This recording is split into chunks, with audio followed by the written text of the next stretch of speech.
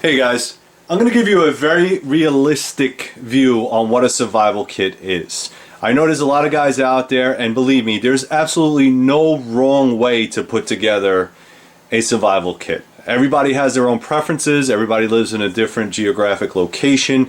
Depending on what you're doing that day, that week, and how long you're going to be out there is going to depend on what your survival kit is and what you need to put in it. The most important thing is to remember the survival rules of 3. Okay, you can only go 3 minutes without air. You can go 3 hours without shelter, be it climate, that type of thing. So if it's cold, you only have about 3 hours to build a shelter, keep your body warm so you don't freeze to death. And 3 days without water. Again, depending on where you are, desert, you're probably going to need water a lot faster. And 3 weeks without food. Okay, if you can remember those rules of 3, then you could put a kit together that's going to suit your needs. Now I know there's a lot of information out there, such as the 5 C's: cordage, cutting, container, combustion, and cover. I also like to add in there compass and a whole bunch of other things. Most realistically, it's going to depend on, again, what you're doing, how long you're going to be out there. In the military, we had to carry a survival kit. It was probably smaller than an Altoids can. Why? Because our survival kit was our day pack. Our survival kit was the rucksack. Everything we needed to survive was in that rucksack. Okay, so don't get caught up on the container. As you can see here, I lined out on the table a couple of things. A lot of people are very familiar with the Altoids tin. In my opinion, it's a very good tin. There's nothing wrong with putting your stuff in there or purchasing one if you like to. If you want to purchase, there's plenty of them online. Quite a few companies have put a lot of stuff together. What I have ran into in the past is that when you purchase one of those small tins online, they usually have really cheap junk in it, and it's not worth, it's really not worth it. I like to put together my own stuff, and I like to use quality material. You can get bigger tins. This is just an aluminum box. You can get them anywhere. You can make them that big if you like. Put it in your pack. Obviously, something this big is probably going to be a little tough to stick in your cargo pocket or shirt pocket. However, if you needed to boil something in it, you could. It's aluminum. That would take care of your container. I'm going to jump into a couple of these survival kits, and we'll just get rolling, and you can make your own decision from there. Alright, the first kit we're going to go over is a Planos. I don't know if you could see that. Is a Planos case. It is rubber lined sealed, and it does have a lock on it, so it's waterproof. Okay, I like to have waterproof kit, especially when it comes to my survival kit or any type of medical kit. There's not a lot in here, but there's just enough to survive. I tried to make it very simple. If you have a spouse or a child, somebody that is not really familiar with survival kits, try to familiarize them with this. I try to make it as simple as possible to make sure that she will carry it and that she will have it in her pack. Also make sure that if it's in her pack, that it's in the same location. Okay, let's get right to the knife. She likes purple, so I got her the purple Endura. This is your cutting device. Obviously, it's not an expensive knife. Because it's Endura, but Spyderco makes really good stuff, so I'm a big fan of that, so I'll put that there. This is bank line cordage, probably about 20 feet of it. I have some survival instructions in a waterproof bag. Copied it off the internet, put it in there, it's good to go. This is a Smith & Wesson keychain light, very small, very durable. I forgot where I got that, but it was pretty cool, so I put it in there. Something to see at night. Some Katadyn tablets. Roll of duct tape. You can get that at SOL.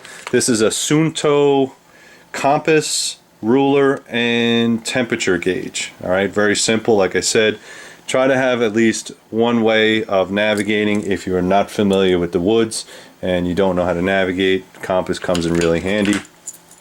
Magnesium bar with striker, not too expensive, very simple, it just fits in there. I have my Tops whistle, enough to signal for help, and the emergency blanket. Alright, as you can see, it's not a lot of stuff in there, but you have most of the bases covered. Okay, you don't have a pot to boil water in, but you have some K9, and let me tell you, when we go out to the hiking or something like that, we always have our water bottles with us anyway. We have some type of canteen, so if we needed to, we can purify right there. You got your cover, you got your knife, you can see in the dark, that kind of thing. All that stuff is going to be great. Let's get to the next kit. Just real quickly, this is my Janus Maxpedition. It's a very small pouch. It does have a lot of kit in there. As you can see, it's kind of busting at the seams. What's cool about this is you can MOLLE connect it if you want. You have MOLLE attachments. You can also connect it with this strap, and you can also take the strap out and you can run it through your belt. So this has a lot of options for me. It also has some nice cordage here. This is shock cord. It works really well. What I liked about this specifically is that you can set it up with your other Maxpedition gear. If you have it, you can clip it in and run it on another bag, and this way you'll always have your survival kit with you. So it's kind of cool. All right, so let's get into this. All right, Maxpedition's been making great stuff for a very long time, but I'm just gonna kind of put a lot of stuff in here. All right, so I have my Sharpie marker. I want to change that Sharpie marker into the smaller ones. I know they sell the smaller ones. I have my multi-tool, which is this is the Swiss Army Champ Camp, I think they call it. It has a locking blade. If you are going to get a multi-tool, make sure you get something with some pliers. Pliers always comes in handy, and a couple screwdrivers, right? Doesn't always have to be a fixed blade, but if you have that, you can pretty much get around anything. My water container, I have the Sawyer water filtration system. All right, this is just the bag, and the bag has, I can fill it up for 16 ounces. It is a really easy to use water bag. Water Purifications by Porta Aqua. This is a very small fishing kit. As you can see there, it has a rubber seal line. I have hooks and bobbers and stuff like that, and then wrapped around here is all the fishing line.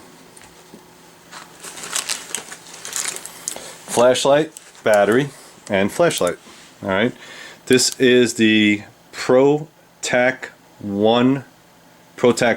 All right, very small flashlight, very high lumens. It has 1, 2, 3, and it also has the you can flash, so it's pretty cool. It has the flasher or flicker or whatever you want to call it. I have a lighter, roll of duct tape, more fire, the magnesium bar. I have bank line, just like you saw in my wife's kit. I have the SOL whistle, and this is the mirror. This is a signal mirror. If you get lost. Also on the other side, I have the emergency blanket. This is a Suunto compass, excellent compass, small, lightweight, very accurate. A couple of Imodium tablets, and I think that's it. Yeah, that's it. So as you can see, it fits quite a bit of kit in there, and it's relatively compact. The Janus is pretty nice.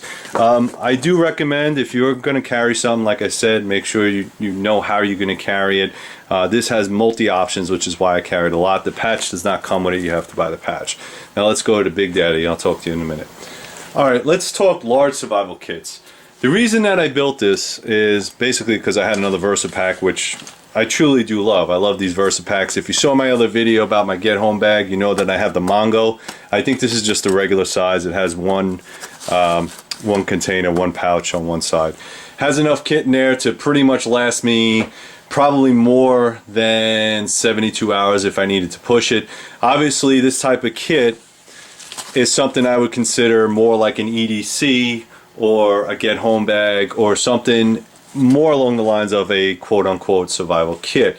Obviously, the bigger the bag, the more stuff you can put in it. I would not suggest, however, if you were going to carry your own rucksack, that you carry this as well. You probably want one of the smaller options. The idea behind the survival kit is to have it small enough so you can have it on your person, or small enough that you can take it out of your pack, put it in your pocket, and walk away with it if you needed to.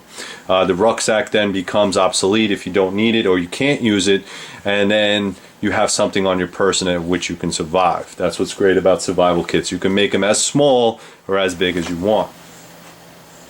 VersaPack, excellent piece of kit. Some of the things will go around the side. As you can see, it is a shoulder bag. You can sling it on one side.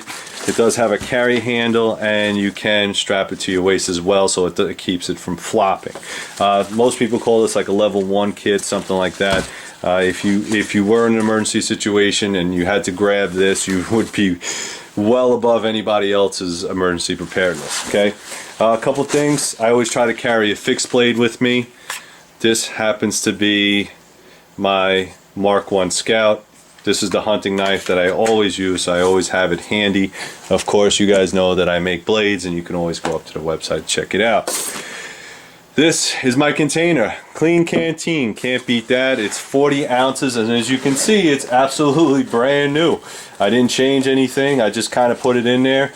Because it's metal, I can cook from it, so it's great if I needed to boil water. Pretty much in a good space. And I also have the nesting cup, which is a little bit difficult to get out, GSI. I do like stainless steel cups. I'm not a big fan of aluminum. I'll deal with it if I have to, but that's just the way it is. Alright, on the side pouch here, you can see that. I have my small medical kit. This is probably the smallest medical kit that I make. It's got some Band-Aids, Advil, gauze, some duct tape in there, some paws cleaner, and a triangle bandage, and some gauze. I think I said gauze. Band-Aid, small stuff. It's not anything major, but if you get blisters or you get cut, it helps you out. Inside here you can see I have pens and markers. Alright. Inside the outer pouch I have, oh, go figure, another Swiss Army knife. Alright. I don't mind trading this out for, let's say, a multi-tool. Like I said, the most important thing is make sure you have some type of pliers, and you can put a saw on there, which is great. I like that because it has a saw, a locking blade, pliers, screwdrivers, can opener. It's pretty much one of the greatest multi-tools, other than when Leatherman came out and it kind of blew it away. But I have Leatherman too. I like them both. Go figure. Food. Okay, that's what's one of the major components about a bigger bag, is that you can carry your survival food. I don't care if it's protein bars, protein shakes, a Snickers bar, whatever. At least you can carry food in a larger survival kit. Okay. Here's my fire kit. As you can see, nice and small. This is one of those emergency candles. Should burn for like 100 hours. I have the I forget what tinder they call these, but these are SOL tinder, windproof matches, and a Bic lighter. I know someone's going to say, well, you should carry a fire steel. I can, okay? Believe me, I can. I have plenty of fire steels, and I usually carry one with me. But to be honest with you, the quickest way you can make fire to get warm is the best way. I don't want to sit there and try to get tinder. I have my tinder, I have my lighter, I just want to get things going, all right? I have a U.S. American-made Lenzetic military compass. Alright, I love these compasses. I learned how to navigate on these compasses. I wouldn't go anywhere in the woods without one of them. Get a damn compass. Okay, it's great. Suunto is excellent as well. Cordage. I have a flashlight. This is a Rocky flashlight. Probably not as good as the other one. It takes AAA batteries, but it works. Look at that. More food. SOS. I love it. Energy bars. Again, I know someone's going to say something about the energy bar, the survival rations. Listen, pack whatever you want. You want to put MREs in that kit, put MREs, Chef Boyardees, whatever you want to put in there, put it in there. When it comes to water purification, you're not going to beat Sawyer. This is a Sawyer Mini. Like you saw in the other kit, I just had the bottle and some tablets. This is the actual kit.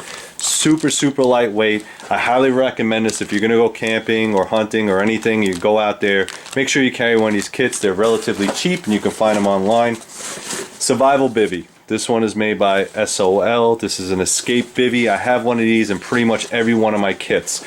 So when I go hunting, when I go camping, when I go anywhere, I'm going to have my SOL bivvy. I know a lot of people like to carry the the silver survival blankets, but they rip and tear very easily, and it's not a big... I like to go with the gear that I know I'm comfortable with. All right. In the small pouch up top, okay, I have my little survival tool, some extra batteries. This is another fishing kit, very small little fishing kit. I got a Tops whistle. Tops has always been good to me. This is a magnifying glass. Again, another way to start fire. If you wanted to use the sun, you can do that, or if you have problems reading a book, you can also use that as well. This is a rescue mirror, another excellent rescue mirror. I forget who makes this. It's got instructions on, oh, Rescue Essentials. There you go, it's right on the thing. Rescue Essentials, right there. And then this a friend of mine gave me, which is pretty cool, is a Servo Tactical Credit Card Axe. It comes with little, you know, I guess hexes and cuts, and you can make it into an axe. And it also comes with a spear, or it could be a spear, it could be an arrowhead. It's got a saw on it. It's pretty cool. A friend of mine gave it to me, so I just put it in a pack because it's survival gear, so you might as well have another cutting tool. Why not? And I have some wire. Okay, so if I wanted to make snares, I can make snares. So that's all in the pack. Alright, so that's pretty much it right there. Okay guys, so this is the most realistic I can get with my survival kits. The most important thing is to make sure that you have it with you at all times. If it's too big, too cumbersome, or it doesn't fit your lifestyle, you're probably not going to carry it. The gears and the items that I put in there is to give you guys an idea of what you might want to change about your own kit. I'm not making any suggestions other than the ones that I already did in this video. If you have any comments, you're always welcome to put them down below. Like I said, again, this is my kit, not your kit, my kit. This is the kit that I know that I can survive successfully within 72 hours. Okay, I'm not going to carry climbing equipment and the kitchen sink and a football with me, although a football would be fun, but I'm not going to carry that stuff with me. All right, these things have been proven, tried and proven in my own experience to work very well for me. So I hope you guys got some ideas. Make sure you go up to 3riverblades.com. Thank you for watching.